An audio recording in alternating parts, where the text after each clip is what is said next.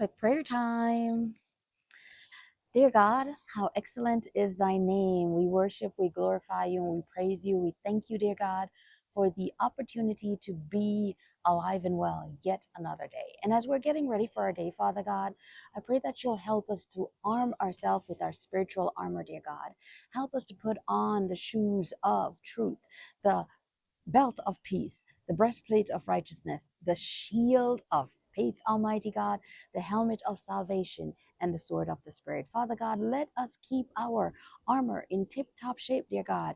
Help us, Father God, to polish it up the way it needs to be. Help us to read your word, dear God. Help us to just dive into you, dear God, and allow you to help us to be the warriors that you desire for us to be. So, God, to you be all glory, honor, dominion, and praise. We come to you yet another day and we tell you thanks, Father God. Go with us this day. In Jesus' name we pray, and we all say, Amen.